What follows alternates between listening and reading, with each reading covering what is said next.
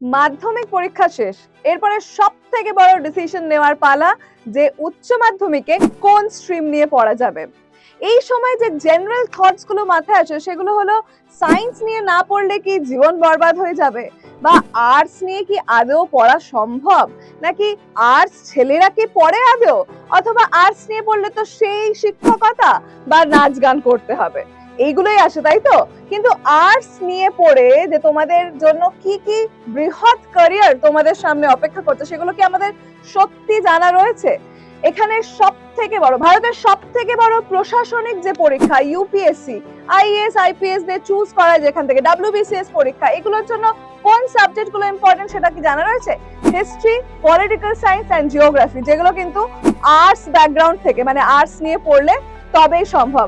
তাছাড়া ধরো যদি কেউ ল নিয়ে পড়তে চাইছে, উচ্চ মাধ্যমিকের পরে ক্লার্ক দিতে চাইছে, সেখানে জাজ হতে পারে, লয়ার হতে পারে, কর্পোরেট লয়ার হতে পারে, এই যে এটা করতে গেলে কি লাগে, এটা করতে গেলেও আর্টস স্ট্রিম লাগে। তাছাড়া জার্নালিজম বা মিডিয়াতে যদি কেউ কাজ করতে চায়, মানে তুমি জার্নালিস্ট হতে চাও, তুমি নিউজ রিডার, নিউজ অ্যাঙ্কার হতে চাও, অথবা ডিজিটাল মিডিয়াতে কাজ করতে চাও, এগুলো কিন্তু আর্টস ব্যাকগ্রাউন্ডেই সম্ভব।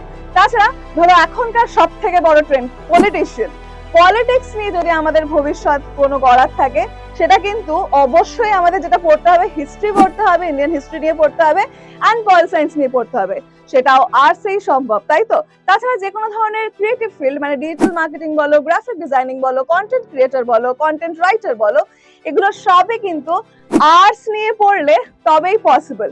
তাছাড়া সব থেকে একটা বড় এবং ভালো সাবজেক্ট যেটা হচ্ছে আর্টসে রয়েছে, সেটা হচ্ছে সাইকোলজি। এখনকার একটা খুব বড় ট্রেন্ড চলছে দেখবে, মনের রোগ, মনের অসুখ। মনের অসুখ কিন্তু আমাদের ঘরে ঘরে রয়েছে, এবং এই অসুখ যারা সারান তারা হলেন কাউন্সিলার্স, তারা হলেন ক্লিনিক্যাল সাইকোলজিস্ট, তাই তো। এবং এগুলো সার্টিফাইড কোর্সেস রয়েছে যেগুলো কিন্তু আর্টস নিয়ে পড়লে সম্ভব।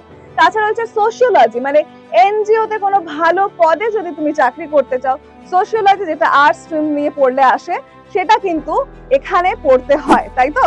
সেখানে এই সায়েন্স না পড়ার যে দুঃখটা, সেটা নিয়ে সারা জীবন চলা ভালো, নাকি আর্টস একটা ভালো ক্যারিয়ার চয়েস করা ভালো? কারণ জীবনে জানবে সব থেকে ইম্পর্টেন্ট হচ্ছে প্যাশন, যেটা প্যাশন সেটাই প্রফেশন হওয়া উচিত, এবং সব থেকে ইম্পর্টেন্ট হচ্ছে তোমার ভালো থাকা। তাই এই সময় ক্যারিয়ার চয়েস করা, সেই অনুযায়ী স্ট্রিম চয়েস করাটা ইজ ভেরি ইম্পর্টেন্ট।